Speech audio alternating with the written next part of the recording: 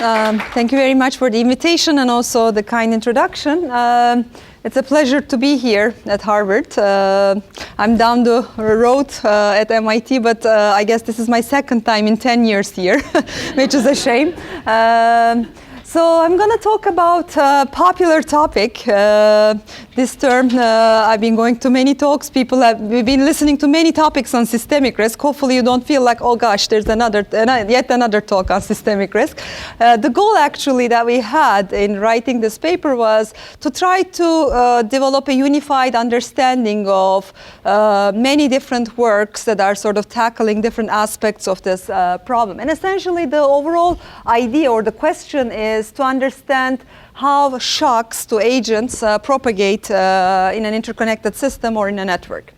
So this is sort of just a brief introduction. There's increasing interest in how small and fairly independent shocks to interconnected set of economic agents, and these could be sectors, firms, or financial institutions, can propagate through the network that connects them, leading to cascading failures potentially, and also even an ultimate breakdown of the whole system, thus sort of creating the so-called systemic or system-wide risk. This is mainly motivated by the recent financial crisis, sort of this interest, academic interest, as well as policymakers' interest. And I got a few quotes from various people to sort of highlight the risk, the interest coming from both industry and government on this topic. The first one is the first one that I would like to highlight really comes from financial markets. The interconnections in the financial market during the recent crisis are believed to play a major role in spreading risks emanating from the toxic assets on the balance sheets of several financial institutions. So if you look at this first quote by Charles Plosser, the president of Federal Reserve Bank of Philadelphia, he's highlighting the fact that financial firms have become too interconnected to fail. So he's sort of showing the importance of this interconnection issue and how failures affect how failure of one institution affects the others, causing this sort of system-wide risk issue. That's a quote from 2009, and if you look at 2013 by Janet Yellen, you still see similar things being highlighted. So interconnections are not an unalloyed good, and it may serve to amplify existing market frictions, information asymmetries, and other externalities in a market.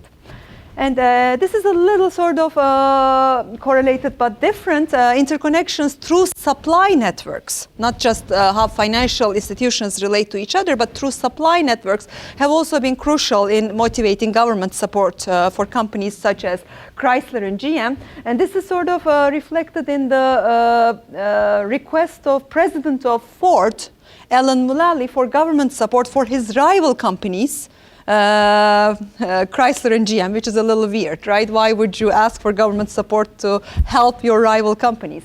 And his reasoning was that if these other companies fail, that would affect their common suppliers, their common dealers, and that would be felt within production of Ford. So this is, again, some other interconnection structure, but really through the supply network. And he actually puts it there. So if anyone declares bankruptcy, the effect on Ford's production would be felt within days, if not hours. So he's essentially, this is showing how interconnections play an important role in the functioning of any one of these entities.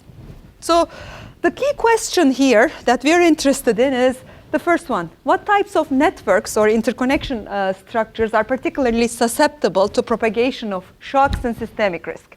And if you ask sort of the high-level idea, a common conjecture between academicians as well as policymakers is that rings are the least stable, whereas the complete networks, in which everybody is connected to everyone else, is the most stable. And the sort of loose intuition or idea behind this reasoning is that rings lead to least diversification of risk in terms of spreading liabilities across other institutions, whereas complete leads to most diversification. So in that sort of from a diversification perspective, this sort of makes sense. But if you look at a few other papers, you also see the other opposite perspective being suggested. And this is coming really from a more spread of epidemic or threshold model type models. So in the sense, more densely connected networks are more prone to systemic risk. So exactly the opposite perspective. And this is really saying if your network has more connections, there are more paths for the epidemic to spread. So if you think about an epidemic-like model, it will create more paths for epidemic to spread, thus leading to more systemic failures. We had another paper from 2012 in which we looked at input-output linkages between sectors in an economy, how failure in a sector affects the production of other sectors, and the technologies of these sectors are interlinked to each other. And the finding we had there was, I say with linear interactions, I'll come to the details of that in a second, but the finding is that rings are as stable as complete networks. So I think when you see all these papers, all these people talking about these effects of different networks from a very different angle, one starts thinking, so which perspective? Which is the right way to think about the interconnectivity structure here? So the goal in this paper is to try to come up with a unified framework to clarify some of these sort of differences and see what are the fundamental properties, both on the underlying interconnectivity structure as well as the interaction structures that dictate this network versus that network is more stable. And I think the difficulty is because if you look at each of these models, basically, they differ in their assumptions on the underlying economic interactions, on the underlying connection structures, on the underlying mathematical analysis. So that leads to many different findings. So it's really difficult to tease out different effects from all these different models. So the goal is to sort of try to write down a model that we can that will serve to capture some of these differences. So essentially, I'll present a simple model, and the model will consist of the following. We'll have n agents, each choosing or endowed with a particular state xi. So you can think about this as the output of that agent, how much he produces. Okay? It could be their asset in the context of financial applications. It could be the solvency of a financial institution. So it's just the state of that particular agent. And then we have shocks, independent shocks, hitting each of these agents. And we have a directed weighted network which represents the edge between two different agents, represents and weight on that edge represents the strength of interactions between those two agents. Okay? So this could be input-output relations, their claims and liabilities structures, and so on. And we have an interaction function, f, which basically dictates how the state of an individual depends on the states of his neighbors. Okay, I will call that an interaction function. And then finally, I'll have an aggregation function which determines how these agent states and agent states map to a particular aggregate performance metric. Okay, it could be volatility, it could be total output, and so on. But that's the aggregator. And the goal is, now we have shocks hitting these agents. Can we determine the impact of these shocks on the aggregate metric as a function of fundamental properties of this F, G, and W? Okay, so that's essentially the model. And before I go into the details, let me quickly sort of tell you what I'm going to talk about, our main results. We will first show that this actually framework, although very simple, nests various models that have been studied in the literature, or could be used to study. Not some of them actually ask the question of systemic risk, but I'm just going to show that some of them also could be put into this framework. And in particular, I'll talk about sort of a few, a model, a commonly used model from the network games literature that can be cast in this framework, as well as the modeling of production networks and models of financial networks that still fits into this formalism. And then I'll establish existence, I'll define what I mean by an equilibrium, I'll establish existence uniqueness.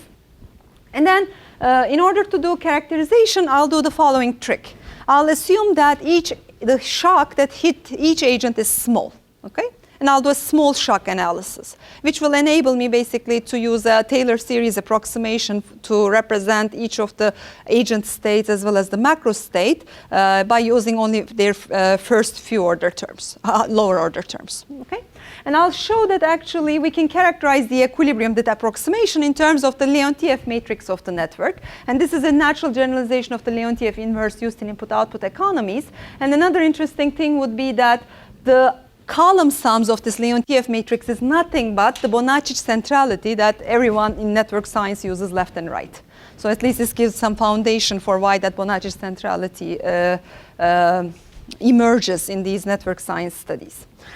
And then what I will do is to tease out the effects of these different functions f and g, I will assume basically nonlinearity in one, linearity in the rest. Okay, and then try to understand how the nonlinearity of one of these functions impact the states as well as the aggregate outcome. First, I will assume a linear interaction function f, that the states of agents are linearly aggregated, and the non-linearly interacting, and the nonlinear aggregation function. For instance, a common aggregation function that people care about is the volatility, how the aggregate output fluctuates around its mean. Okay, that corresponds to, for instance, picking g to be a negative quadratic. That's what I mean by a nonlinear aggregation function. And then what we will show through our characterization is that a network generates greater volatility than another if it has a greater dispersion of Bonacci centralities. So this dispersion will be quantified by the empirical variance of Bonacci centralities of different nodes. Okay? So meaning that, remember what I said, complete and ring networks were exactly same in terms of volatility they generate. This is because they're both regular networks. Each one of the nodes have the same degree, and moreover, they have the same Bonacci centrality. All nodes have the same Bonacci centrality, so there's no dispersion. There's no variance in terms of the Bonacci centralities. And we see that in those cases, all regular networks are equivalent in terms of the volatility they generate in response to shocks, and they are the smallest. And this generalizes the findings of this paper. This is an econometrica paper from 2012, which drills into the details of the model and so on. But essentially, the goal here is to understand what in these functions dictates this property. Okay? And I will talk about that.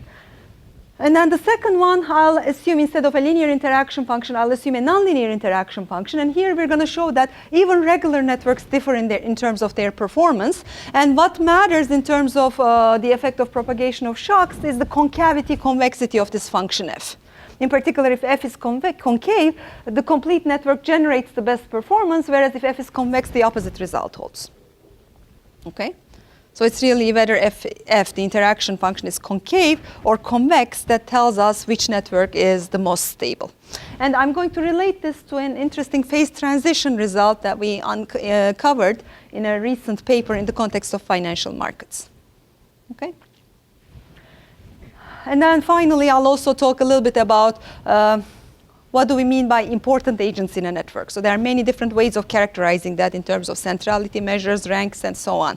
So if you're thinking about systemically important agents, meaning if you're thinking about an agent for which when you hit that with the agent with a shock, the impact on the aggregate performance is the most, how can we figure out which agent is the systemically most important in that sense? Okay? So yes? Opposite? What does that mean? Complete generates least performance, meaning. Yeah, worse, yeah, sorry, yes.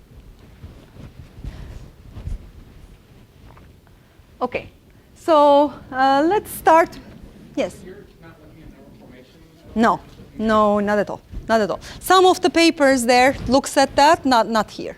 I'm going to assume there's a fixed network, and I'm going to shock the agents and see how it propagates, and then compare this network versus that, as opposed to agents' incentives informing a particular network, which may change things drastically, as we have seen.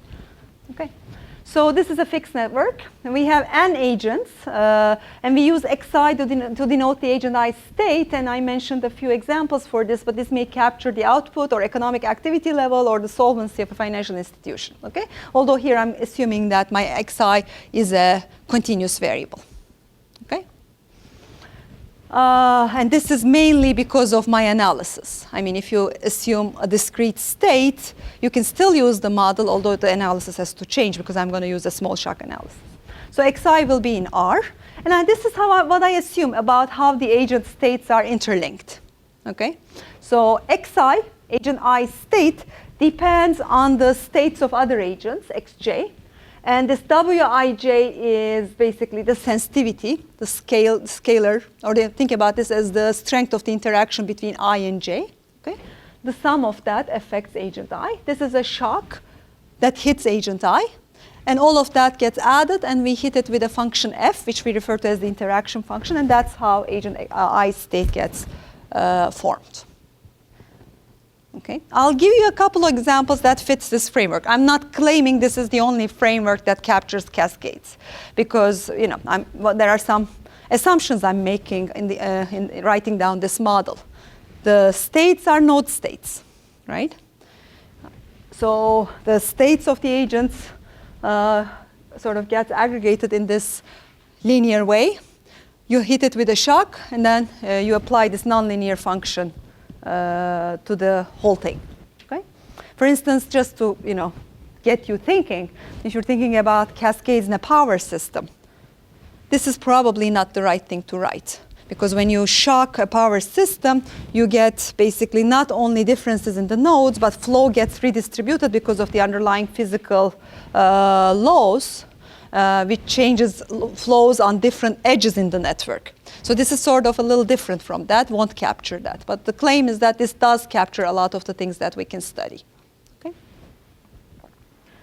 And another assumption, epsilon I again is the shock, this random shock to I state. And I'm going to assume that these shocks are IID. Okay? And they have zero mean, variance sigma square. I'm just giving you information about the first and second order moments. The distribution for this talk doesn't play a role. We have studied the impact of distribution of shocks also on the aggregate outcome. If you're thinking about tail risk or another risk measure, the distribution of the shocks also matter. But here I'm just going to be looking at volatility or measures that can be captured using only the first two moments. Okay, so this will be sufficient for my purposes. But you can also ask, actually, you can ask various different questions in this. What if the shocks are correlated also? In many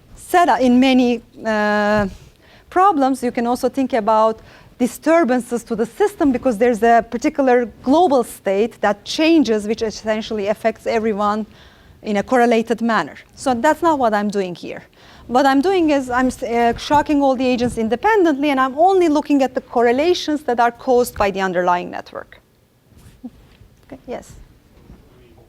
Am I thinking about this that you're going to look at this at various, you're going to look at this game like in various stages? No, this is going to be a static game. So in that case, then where's the, so how does agent I, how is he or she affected by agent J? Like I would expect to see like instead of Wij, I would expect to see like F of Xj. No, this is, think about this F, if you're thinking about the game theoretic framework, this is going to be like a best response. So, the agent states in an aggregate manner affect xi, but he also has a payoff function, which when he hits it with that payoff function determines this function f.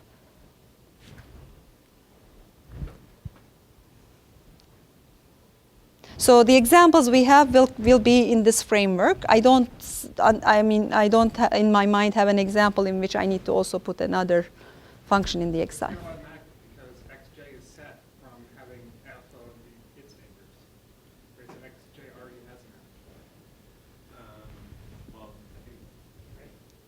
No, because if we're only looking at a single stage of the game, no. Everyone's playing this function, right? You're looking at the fixed point of this process. Fixed point of this process is the equilibrium.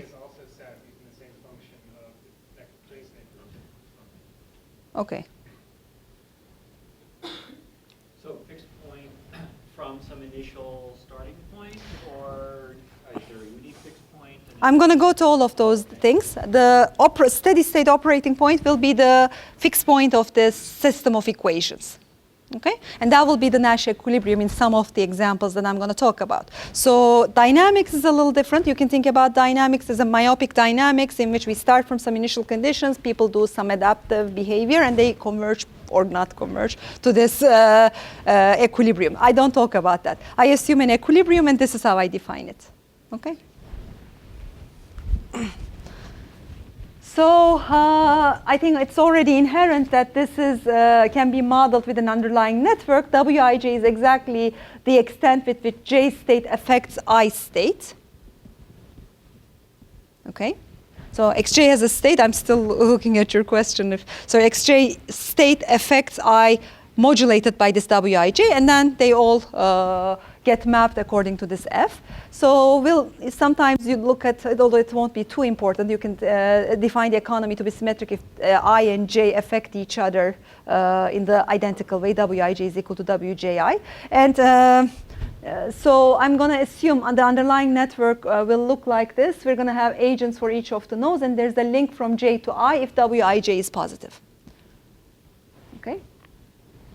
And I will essentially refer to this underlying network, nodes and the edges together with the weights, as the interaction network. So one assumption I'm going to make is that the sum of the wij's for all j is equal to 1. So if you look at, for all I, if you sum the weights over all j, that's equal to 1. So this is essentially an in degree equal to 1 type of assumption. Okay. So what does it mean? It means that we assume the extent to which each agent depends on other agents is constant, the total extent. Okay.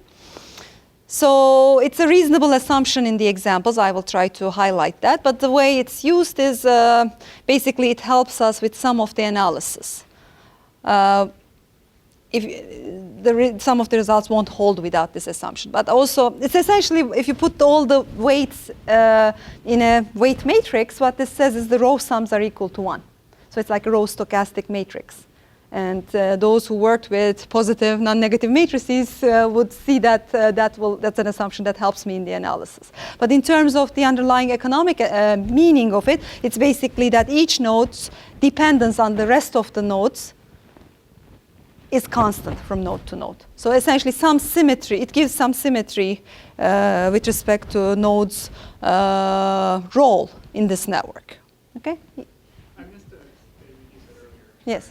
You said wij, like before you started saying that sum of wij is 1. You said that wij was equal to 1 if there was an edge there. No, positive, sorry. No, not 1. Sorry, maybe I said it wrong. So I just said that there's an edge from j to I if wij is positive. Sorry, not 1. Maybe I said it wrong.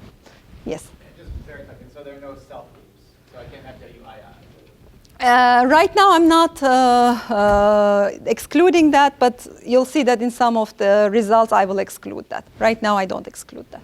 Yes. Okay, good. So this excludes some networks, right? Like for instance, if you had like some central bank that's lending to a bunch of other smaller banks, then it would be sort of like a star graph with like a bunch of edges going out from the central bank, right? So in that case, you'd have that the sum is 0 because you don't have any incoming. That's exactly. I'm ruling that out. Okay, how strong of an assumption is that? I don't actually understand how this actually works. So let's go to the analysis and come back. Okay. I mean, this question has been asked many times. There may be other ways of analyzing it. It's just for the Bonacci centralities and all that to be well defined. You need this assumption. Okay. Okay, and finally, the macro state is defined this way. This is basically getting all the xi's, mapping them with some individual functions h's, adding them up, and then aggregating them through this function g. This is a special form. H's don't matter too much. This is something that my co-author likes to use. I just actually would have done it by g of x1 to xn. I guess mapping each of the xi's with an h also can have some economic meaning to it, although I don't think it's very important. Yes? I guess I'm confused just from the roots of the symmetry. Like, so your xi's depend upon your neighbors, and I think this has to do with your central base example. Like, you have the epsilon i's, but those are supposed to be, small. Shocks. And symmetric. Uh-huh. Where does anything depend on yourself? Like I'm mentally thinking of companies and banks interrelated with each other, and some are going to be big and some are going to be small, or some are going to Google affects the economy through a bunch of small companies, but Google Big. Right. And so is there any symmetry here that I'm missing, or is this mental model? What kind of symmetry? Well, so the weights can be different, but you've symmetrized it by making all the weights sum to 1. In degrees sum to 1, not the out degrees yet. All the in degrees are equal to 1. Okay. Yeah, although I'm not sure how the 1 shocks are symmetric. I mean, they're not the same, but They're not the same. They're not the same. They're just IID. Right, but they're symmetrically distributed. Symmetrically distributed, but the asymmetry comes from which of these so there are papers who in the sectoral example you have in mind who looked at basically the effect of the size of different sectors on the aggregate outcome. So one is bigger, one is smaller. What's the effect of that? Here, that size is going to be captured by the underlying connectivity. So if you have a star network in which you have the hub, that hub will have a higher impact on the aggregate outcome because he's the hub. So that's the asymmetry I'm trying to capture. You can add other factors. I'm just not doing that on purpose. I'm not in. Does that make sense? Okay. Okay, good. So G is the aggregation function, and here is the question from before. I defined the basically, so this is also another key point, and we can have a lot of discussion on that also. So given the realization, so what kind of equilibrium, right? Because I have these random shocks, I defined this fixed point which involves some random shocks in it. So you can, if you're thinking game theoretic hat on your mind, if there are some shocks, you can go be in the incomplete information domain, you can define an ex ante, interim, whatever equilibrium. The one I'm defining here is the ex post equilibrium, meaning given the realization of the shocks, I'll define the equilibrium of the economy as a collection of states such that this x vector is a fixed point of the previous system of equations. So this is an equilibrium that's defined as a function of the realization of those shocks. Okay? It makes the analysis much more tractable than an incomplete information version of it. Okay? And again, in the examples, you can actually assume that individuals don't need to form inferences about the payoff structure of other players. They observe the prices, they act in response to those prices, for instance. So, but that's my assumption. I'm going to look at an ex post equilibrium so I can actually see how this equilibrium also changes as a function of these shocks. And finally, I'm going to assume that this normalization f of 0, g of 0, h of 0 is equal to 0. Basically, what it allows me to deduce is that when there are no shocks, equilibrium state is equal to, and the macro state is equal to 0. Okay? So let me now sort of give you a few examples which we can think about in this framework. The first one is an n-player complete information game in which the utility function of agent I is given by the following form. Jason's not happy. We try to measure like the health of the economy. Mm-hmm. So is a big number good for this aggregate? It depends on what is your big number. I got confused when you normalized everything to 0. I didn't know. So in the context of the economy example, the aggregator function is the volatility. I'm always trying to maximize the y, but it's the volatility. Mm-hmm. Yes, yes, yeah, good. Okay, so here's an example, network games. You may have seen it in different contexts, but the idea is you define a payoff function for each of the individuals. Xi's are the actions of these players, and epsilon, I mean, the truth to be honest, the shocks have not been considered or studied in the context of network games, but I just want to give you as an example that this could fit into that framework. Okay, so this is a payoff. Xi is the action of player I. Epsilon I is the shock to her payoffs. Okay, and the underlying network is given by the Wij. And best response of player I put it as under some assumptions. And here, there were these questions about WIIs. This is going to assume that there are no self-loops, so that when I take the best response, I get the previous fixed point system of equations. Okay. And also I need more, of course, regularity assumptions so that the first order conditions are sufficient to characterize my equilibrium. Under those assumptions, actually, the Nash equilibrium is exactly the equilibrium that I defined before. So if you just differentiate this with respect to Xi, that's what we get, assuming Wii is equal to 0. Okay. And I assume that my f is an increasing function in my original model. What that says is basically the players face a game of strategic complements over the network, meaning benefit of taking a higher action to player I increases the higher the actions of her neighbors are. So the strategic substitutes have also been studied in the network games literature. This is not that. This is just because under the assumption that f is increasing, which is used in some of our proofs, this is ruling out that case, strategic substitutes case. Yes? I'm familiar with the literature, so under what circumstances does one want to study such network games with this particular utility function? So the one that's looked at a lot actually is not even that. It's the quadratic utility. Do I have it here? So if you look at many of these papers, research collaboration, crime networks, peer effect in education, and one that we had actually, even local consumption externalities, this is the utility function that has been looked at, quadratic. Okay, there are some, because it's easy to study, basically, and gives you insight, and sort of most of the people make the claim that for the nonlinear case, quadratic is a good assumption, although it's not clear why. There's one or two recent papers which extended it beyond linear. And there are many reasons beyond quadratic. There are many reasons for studying that. I mean, it's easier to establish uniqueness of the equilibrium, have stability properties of the dynamics, and so on. But in general, this is what's being looked at. Does that answer your question, or was it how? Still not sure why. Why? What's the background story that says, oh, the utility of Hitchenite will be this? So, for instance, the one that sort of looked at in the local consumption externalities is there are some positive externalities in the network. So you want to consume a product, okay, and you want to consume more of it if your neighbors also consume. If your neighbors consume more, you would like to consume more. That's what we mean by positive externality.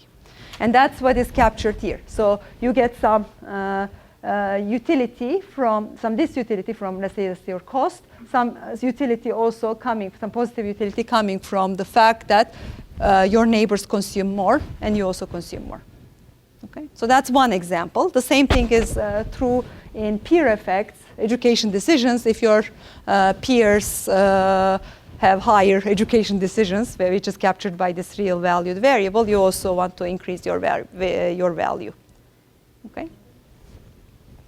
There are some, most of these examples I'm talking about are strategic complements. They consume more, you would like to consume more.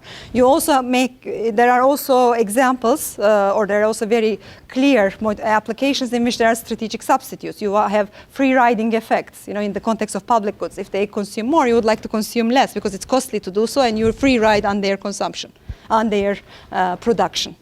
So that's essentially the externalities that this literature is trying to capture. Okay, so the point I'm trying to make is I'm spending too much time on these, but the interaction function in this case is actually linear with some alpha z.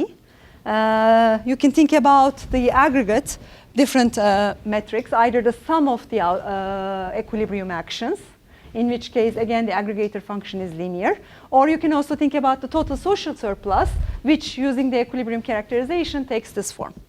Okay, and that's sort of a G of z. This is, for instance, one place where this sort of distinction may help. Each of the h's map the individual states, and then you just get an additive form. So if you want to tease out different effects of these functions.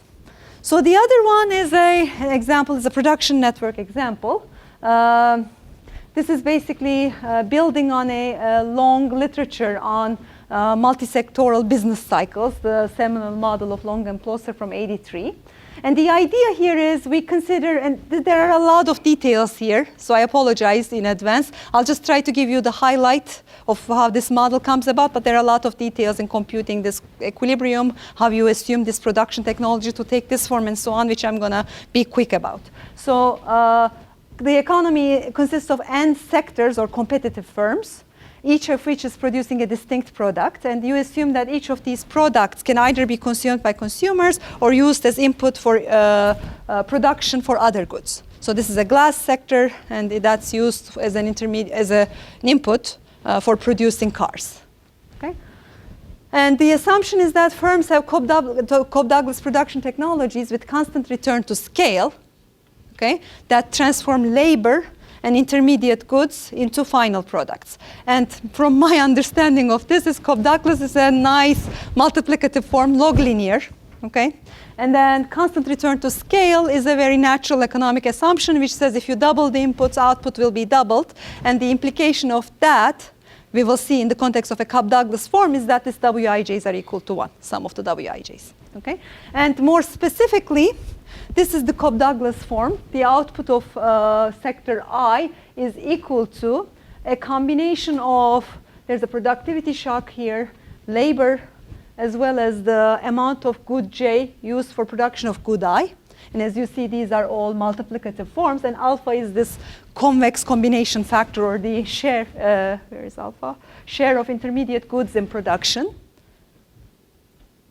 Take the logs here. What we're doing is basically taking the labor as well as intermediate goods and taking a convex combination of the two. Okay?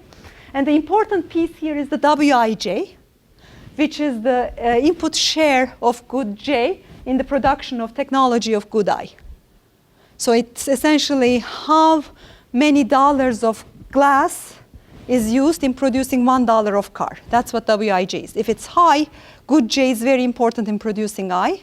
If it's 0, good J is not a required input for producing I. Okay? And constant return to scale is exactly if you double these Xij's, if you want to get double the output, you need these Wij's to sum to 1. Okay? So, and this is the consumption side. We assume a unit mass of identical consumers endowed with unit labor that can be hired by the firms.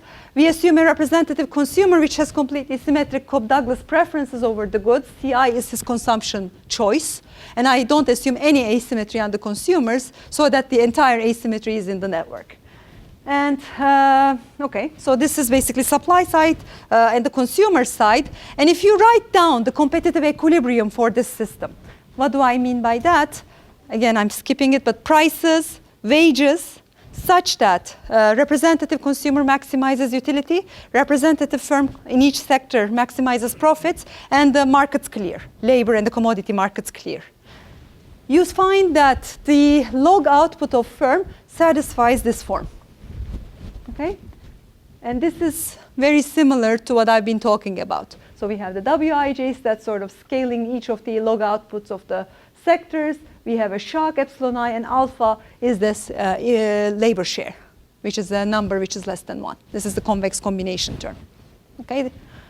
Again, this corresponds to a linear interaction function. And if you look at the log GDP in this economy, and more interestingly, the volatility or the standard deviation of the log GDP, you find that it takes this form. It's the variance of the sum of the Xi's. Okay? And what it boils down to in this case is an aggregation function which is linear, minus C over n squared.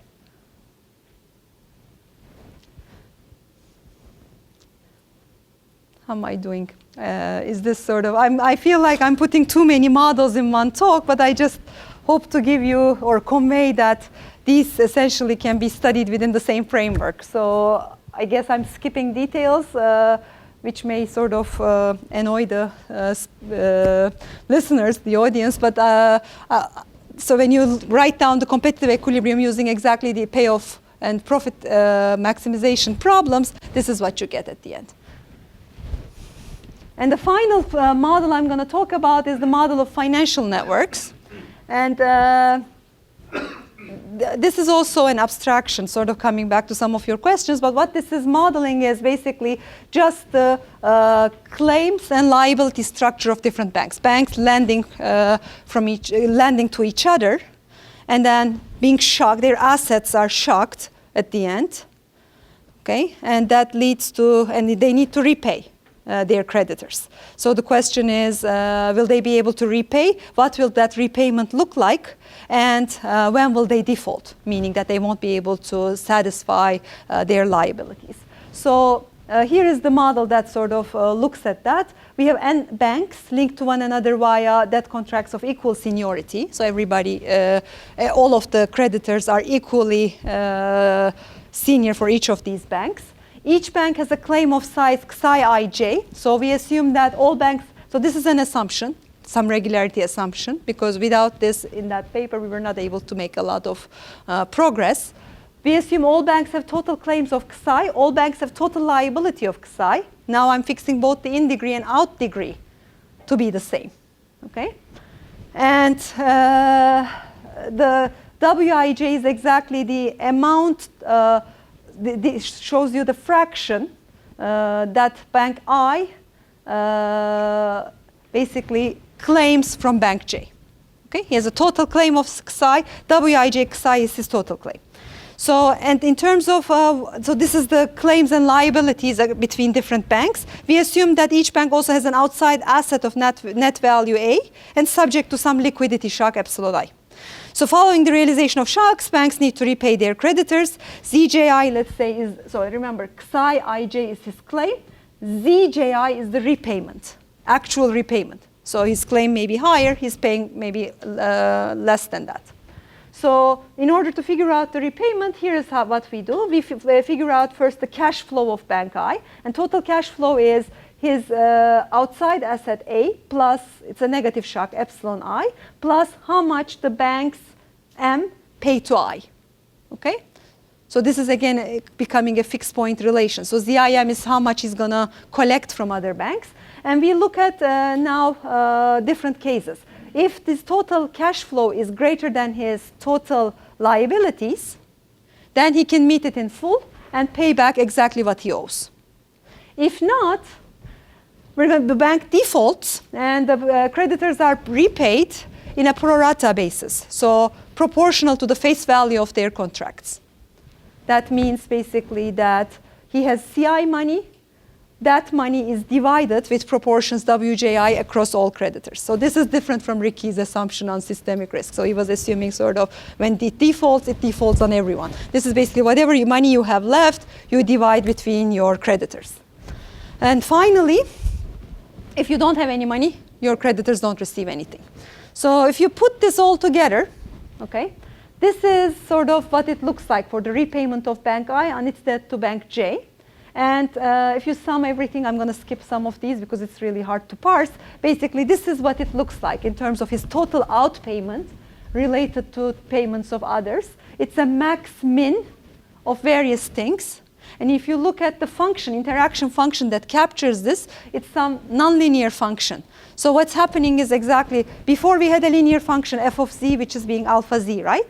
Now banks are defaulting. There's a possibility of banks defaulting. So we have a cap, which is dictated by that Xi. That's the maximum they can afford. And they can't also go below 0, which is the max between total payment and 0. Okay? So What's that line like in English? The XI line? it's a total outpayment of bank I to its creditors, which is Xi, is the, basically comes from the first line in English. You sum it up over, Zij is basically your repayment of I to J. And what I was trying to sort of argue before was the big parentheses, this is total cash flow. So WJI times that, okay? So it's the minimum of the his liability, what he needs to pay. But if he doesn't have that much, he can't pay that much. This is how much he pays. So it's the minimum of the two. But if it's negative, then you get also a max between 0 and that. Okay? And then you add it up. Good. Okay, so these are different examples to just tell you that this framework nests a couple of different cases here. So let's now try to do some analysis. The first assumption we have is that we're going to assume that this nonlinear, remember, interaction function f satisfies the following properties. There exists some beta less than or equal to 1 such that it's Lipschitz continuous with parameter beta. Okay? And so, and if beta is equal to 1, it's also bounded. So what it guarantees is that interaction function is either a contraction. If beta is less than 1, it's a contraction. Or it's a bounded non-expansive mapping. Okay? So this is satisfied in all the examples. It may sort of, assuming that something is a contraction is a lifesaver, but then one asks, why are you assuming that? It is satisfied in all my examples. Remember, the one was alpha z, which was linear. exactly satisfies this with alpha less than 1. The other one was this bounded function, which is again Lipschitz and also a bounded function. And then under these assumptions, we can show that an equilibrium always exists and is generically unique. Existence when beta is less than 1 is trivial. It's just a contraction mapping theorem. So it's a fixed point. We have a contraction. There exists a unique fixed point. And when beta is equal to 1, you need to do a little bit more work to show existence. And this is interesting, generic uniqueness. What this means is basically that it may have multiple equilibria, but only for a measure 0 set of realizations of agent level shocks. Okay? So in terms of restrictions of this model, I want to come back to the network games with strategic substitutes we were talking about. There, an important issue is the multiplicity of equilibria. I mean, there are really multiple equilibria, for instance. This is, as you see, this framework is not capturing that. We rule out multiplicity of equilibria by our assumptions here. And let me now look into this analysis part. So we assume we're going to, as I mentioned, I'm going to do a small shock analysis. I'm going to assume that those epsilon i's are small, okay? And then I will try to provide a characterization under that assumption. So I will assume one more thing to be able to do a small shock analysis, and that is that economy is smooth, meaning functions f, g, and h are continuous and twice continuously differentiable functions. And this is so that I can take just derivatives, okay? Cheap assumption. Okay. No. No, not. No, not at all. I assume that only for the network games example, so that I can go from the payoffs into the best response characterization. But as long as I assume that that's my equilibrium, given as the fixed point of equation 1 in the beginning, I don't need to assume anything. But I'll show you that that assumption changes things. Okay, so is it clear what I'm trying to do? We had a model. I gave you a bunch of examples to show you that that framework nests many different things that are studied in the literature. Now I'm going to assume shocks are small, and then I'll try to characterize the equilibria as a function of the shocks. There was a question, yes. The max-min function is not... Exactly, beautiful question. It's not. But I can smooth it out, okay, and apply basically none of the results change even for that. Okay? It's going to be locally smooth is what I need, really. Okay? And you can show that that function will be locally smooth around the points of interest. Okay, so now I'm going to just differentiate. Okay? Remember sort of the form of the xi. So I don't think we can parse this together. We have to go back to the form xi equals f of sum of the xj's plus epsilon i's. If you just use some implicit function theorem to differentiate that equation, this is what you find in matrix form. So the partial derivative of the equilibrium state as a function of epsilon around epsilon equals 0 is given by this form here. F prime of 0 times this inverse times ER, where ER is the art unit vector.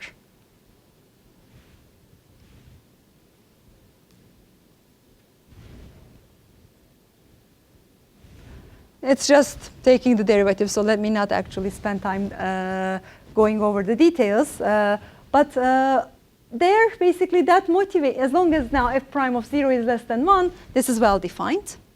Okay? So the sum being equal to 1, row sums being equal to 1, sort of comes into play also here to be able to say that f prime 0 less than 1, this inverse is well defined. Okay? And I define that inverse to be the Leontief matrix of the economy. In particular, it motivates me to define for a particular given scalar this matrix L, which is defined as I minus alpha W inverse, where W is the Wij's put into a matrix. Okay? This form has been used also in economics, but here I'm saying it's a generalization because I have the assumption of agent states being related to each other through this nonlinear f function. In economics, people generally look at that function to be linear. So this is the Leontief matrix. And using that notation, actually, and let's go back to this. So then this is nothing but the partial derivative here is alpha times this Leontief matrix times ER. So ER is the art unit vector. What does it do? Picks the art row, art column of the Leontief matrix. Okay? So if you then write X, equilibrium state, first order approximation around epsilon equal to 0, what is it? It's just this vector, okay, of partial derivatives of fx with respect to each of the epsilons times epsilon, the inner product of the two. So the linear approximation to my equilibrium state around epsilon equal to 0 is given by this term, LIR being the IART entry of the Leontief matrix. Okay? So this is an approximation. I'm not claiming that it's a big result, but it captures a lot of insight. In particular, what this is saying is, if you think about the impact of a shock to agent R on the equilibrium state of agent I, that's captured by LIR, the IART entry of the Leontief matrix. And remember, LIR, or the Leontief matrix, was I minus alpha L inverse. So if you write the power series expansion of that, you see that LIR captures not just the direct interaction between node I and node R, but also the indirect interactions. So if R is hit with a shock, agent R, that has a direct impact on I. But it may also have an indirect impact because it goes to some other agent K, which is also connected to I, which is captured by the second term here. Okay? So this is a first order, as a first order, captures the impact of shocks on the equilibrium state.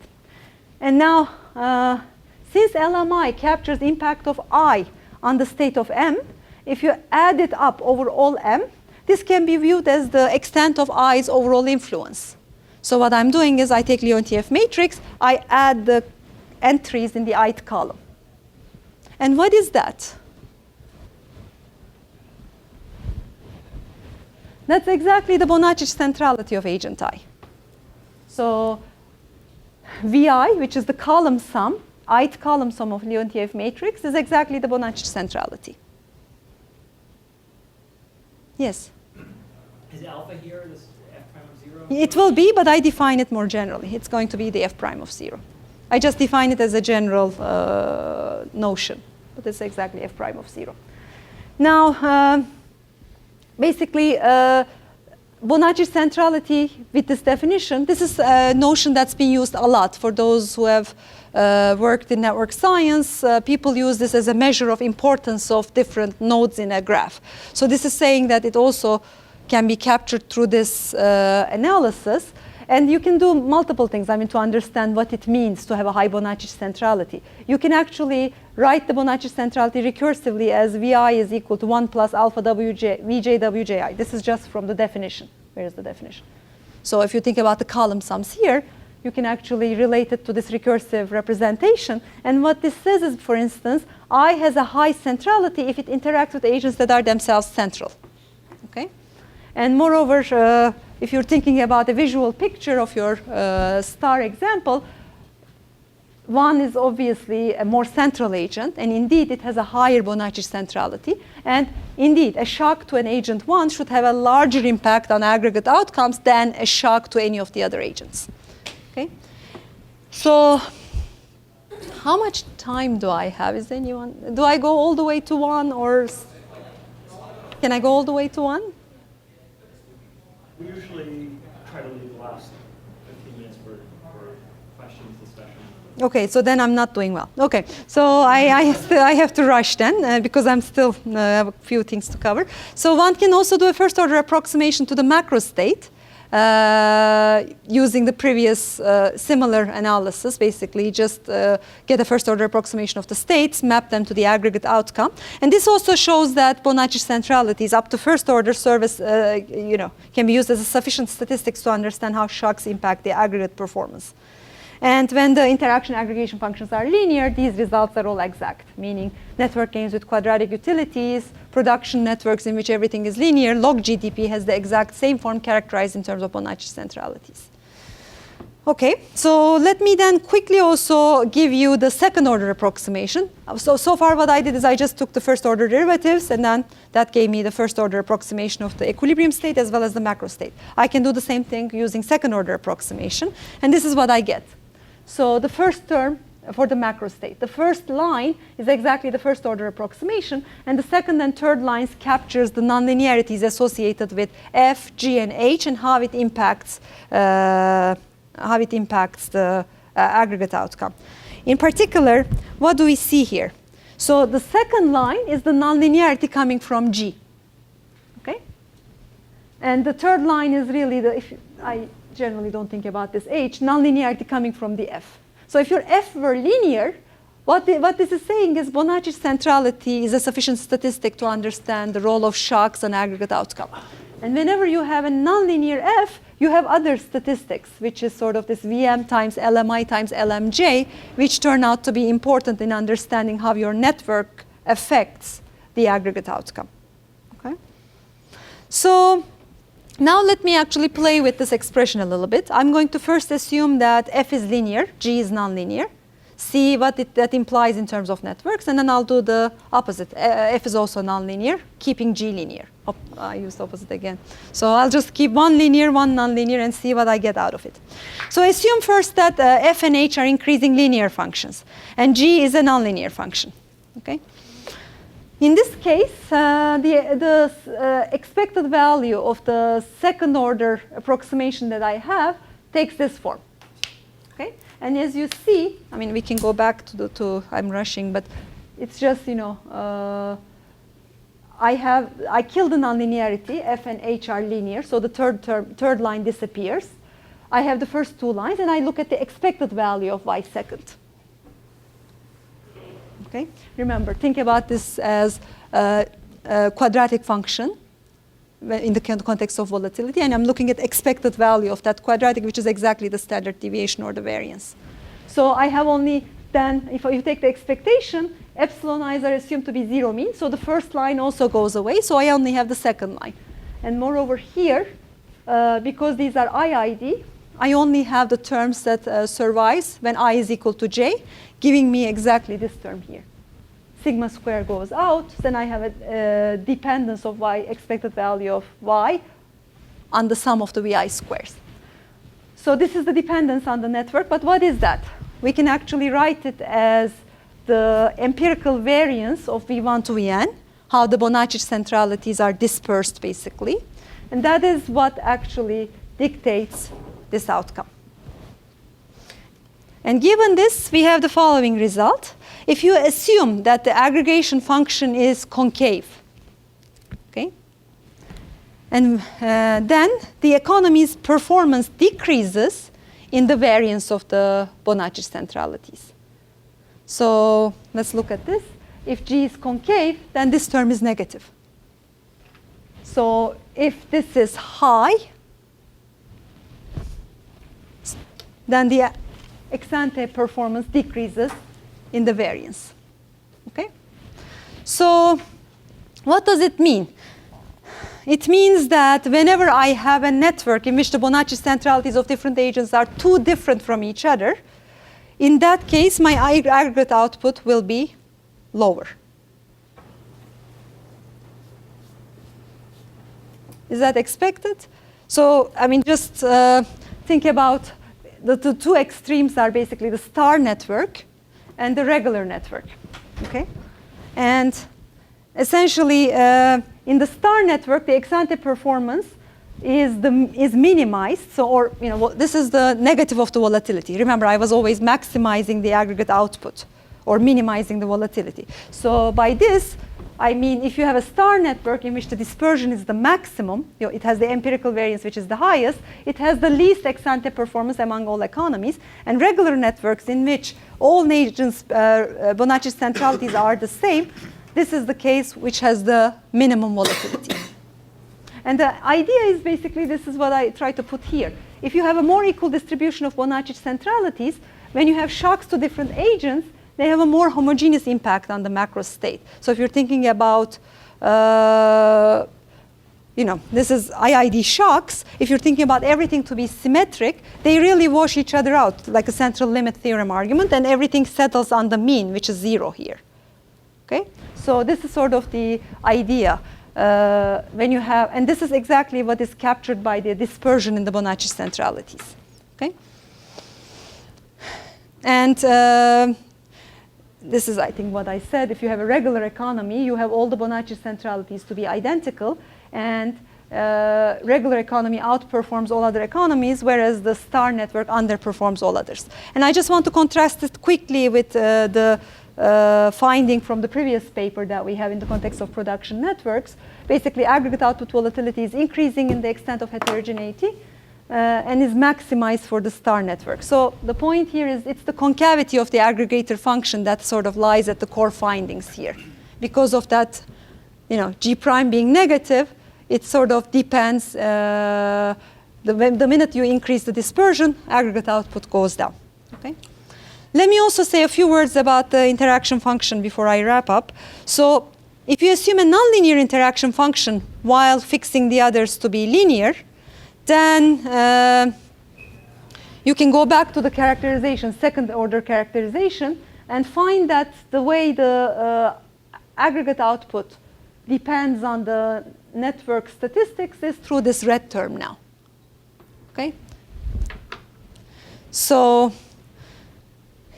in this case, even if you have a regular network in which all of the VMs are equal, we have still some dependence on the underlying network structure through this sum of LMI squares. And in this case, it's nothing but the dispersion of L1I to Lni. So think about this I as the ith column of the Leontief matrix. And for each of the individuals, the asymmetry in the interaction of each of the individuals with the rest matters. Okay?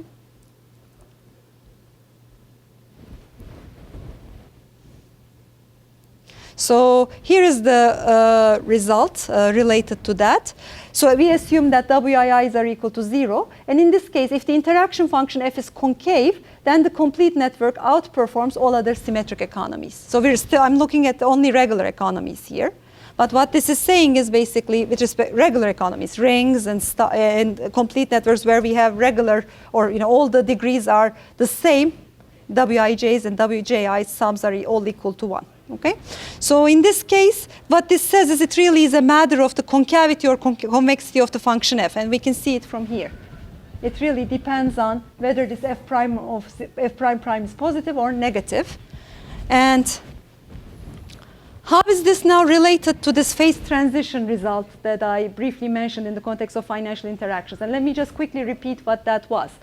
So what we found in that paper was that when the net asset value of the financial system is large, complete network is the most stable network, meaning it leads to the least number of defaults. But whenever it falls below a certain point, it actually turns out to be the most unstable network, flips to be the maximal number of defaults.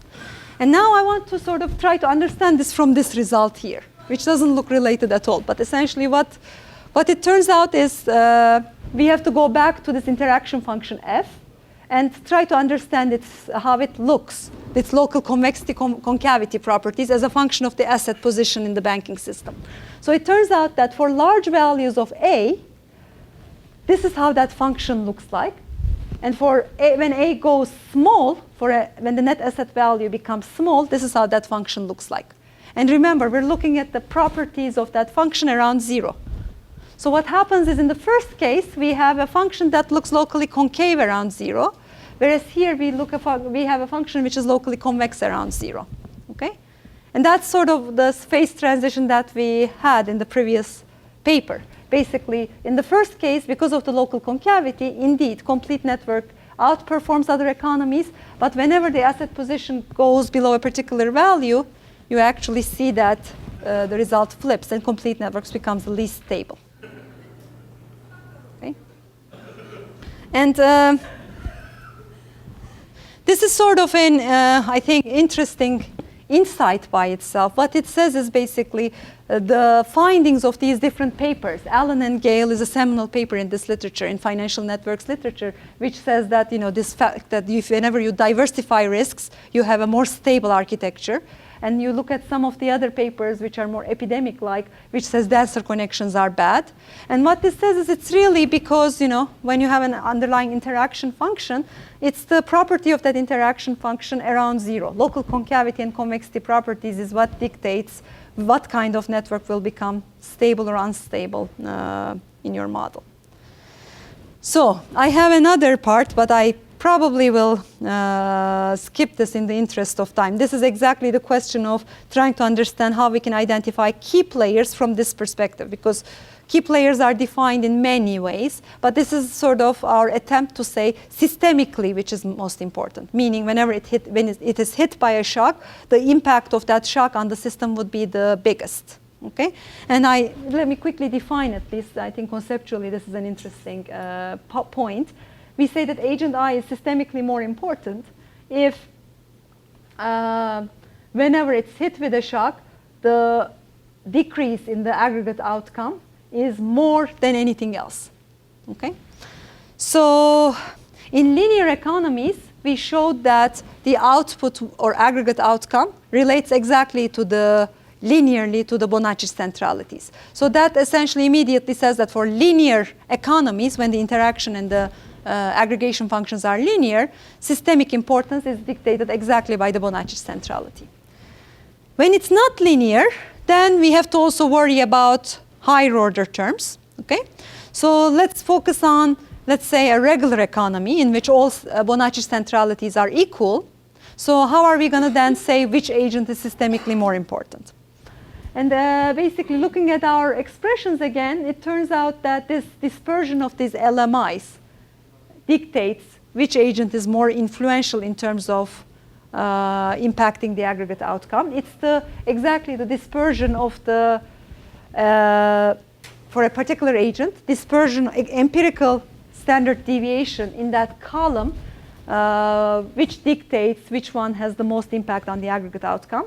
So we define this concentration centrality to capture that, and essentially a smaller DI means agent influence is more evenly distributed throughout the economy. Okay, so I want to give you this one particular example, which I find interesting. For instance, if you think about a star network, which one is not this one, but just a pure star, Redayat's example. Which node is the most systemically important node? It's the central one. That has the highest Bonacci centrality. That's the one that sort of will have the most impact on the aggregate outcome. If you change your structure just a little bit like this, okay, this is sort of a wheel. Now how does things change?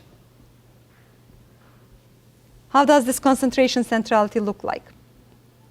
So this is an example in which this is still regular network, so Bonacci centralities are identical in this one. Okay? But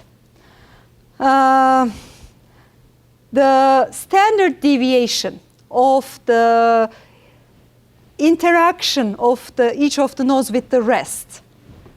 One, the hub node here, interacts with everyone else in a symmetric way, whereas each of the peripheral nodes' interaction with the rest of the agents is very asymmetric. Okay? So in that sense, D1 has a lower concentration centrality than the rest of the agents. Okay?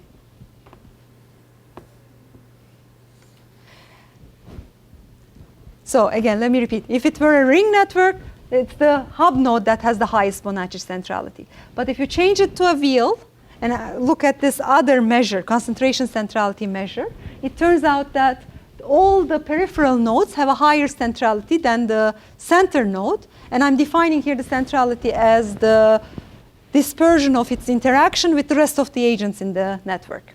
Okay? And again here, you ask the question of which node is more important. Then it depends on whether or not your interaction function is concave or convex. So you go back to the expression. This is the question that we're asking. Which one, a similar epsilon shock to agent I, which one has the most impact on the outcome? So it really depends on your f prime prime. whether it's positive or negative, as well as this red measure, whether it's high or not. And it turns out, depending on its concave or convex, I will be systemically more important than J if Di is equal to Dj, and in the other case, exactly the opposite version. Okay? So let me stop there. So the goal here is basically to try to understand various aspects of this systemic risk using a few functional forms and what the most fundamental properties of those functional forms.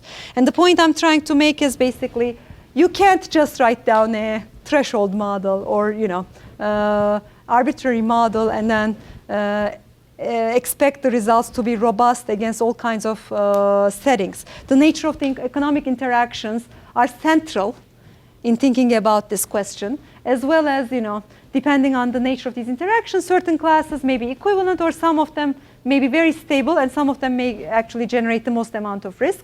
And off-the-shelf measures, this is a point I like to make in all my talks as well as my classes. This off-the-shelf centrality measures are dangerous. Don't use them.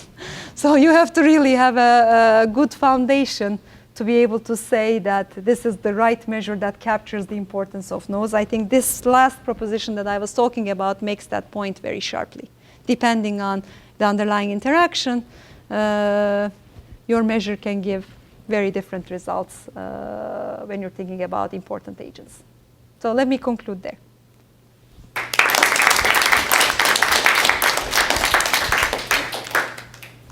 More questions? Yes? I have one question. In your first order and second order approximation, you truncate, you neglect all the higher order term, but there is exponential many term. Exponential many terms, right? Infinitely many terms. Yeah, infinitely. Yeah. So even the alpha is very small, it can be finite. I mean, for some case. Right? First, it's an approximation. So the idea is you have this. The case you write a series, you keep the largest one, but the large one has, but the neglect term has infinite many. Right? Yeah, absolutely. So but they are order 1 over epsilon square. Yeah, They're smaller. Yeah, I mean, the alpha is small, but the number of term is infinitely large. So is that the case? Is that an issue? Yeah. Is that the question? It is an issue. But what this is saying is actually we are drawing insights based on these approximations here, right? And what I did is I went back to some of the other models and I compared them. That's not the assumption we made in any of those papers. Yeah. We did not do first order, second order approximations, but still we found that it's exactly the dispersion of Bonacci centralities that dictates this, as well as in the other paper, this phase transition result. So the point I think here is that even though you use these approximations, the insights you find are fairly robust. You get, these are the dominant terms, and what those dominant terms tell you, the insights you generate from there are fairly robust. I mean, is that bound to bounce the, yeah. There are. In those papers, what we did is to draw those insights, we didn't use approximations, we used lower and upper bounds. And they gave you exactly the same type of behavior. Thank you. Sure. Yes? You mentioned that when there is a nonlinear interaction, you have phase transition, and you made conclusion about the structure of network. You said when the network is fully connected, then it's not good or something. But to me, when there is a nonlinear interaction, your model is basically like an Ising model. You have a second order term which creates. But this is continuous variables. Yeah, but it creates the phase transition really comes from the second order terms, right? Mm-hmm. So it has nothing to do with the fully connected network. Like if your network is connected, then you have phase transition. But you mentioned that fully connected network is less stable or something like that. Which phase transition are you talking the about? structure of network. This is a phase I'm using the term phase transition as basically in the event that complete network is stable and unstable. So this has nothing to do with the connectivity phase transition or anything like that. I'm just making the point that, so there are actually, so the phase transition is in terms of the asset position, okay? Which I denoted by this A, you can do it in terms of other things, but when the net asset position in the financial system is below a certain threshold, this event is dominant, and it's above a threshold, this event actually flips to be the dominant one. And this is true for all connected networks, right? This is true over all networks, not, This doesn't have to do with connectivity. It's a claim I'm making about the property of the complete network, to be the most stable and the least stable. So we should probably take further questions offline, so it's after one now. So, Okay. Thank you.